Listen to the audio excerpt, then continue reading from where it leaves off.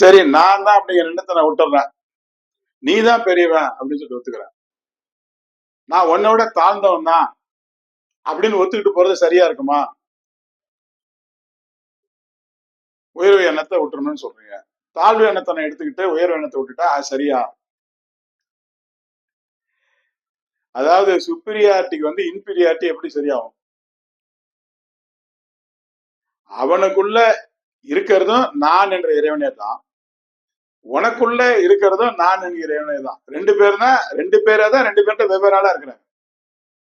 அப்ப ஞான்ங்கிற இறைவன் எப்படி தாழ்ந்தவன் ஆகிட முடியும்? அவர் எப்படி தாழ்ந்தவன் ஆகிட முடியும்? நீ உயர்ந்தவன் அப்படின்னு சொல்லிட்டு ஒப்புக்கொள்ளும் போது நான் என்பது தன்னை உயர்ந்தவன் என்று காட்டிக்குது. நீ உயர்ந்தவன் சொல்லப்ப என்ன உயர்ந்தவன் அப்படின்னு சொல்லிட்டு காட்டிக்குது. அது வந்து தன்னை தாழ்ந்தவன் அப்படின்னு சொல்லிட்டு எந்த இடத்துல அது ஒத்துக்காது.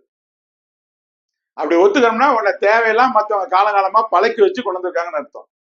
ரொம்ப தாழ்ந்து போறது, அப்படி கை கட்டிட்டு குமிஞ்சிட்டு பண்றது, அந்த ரொம்ப தாழ்வா நீ போறது வந்து அது இறைவனோட குணமே இல்லை.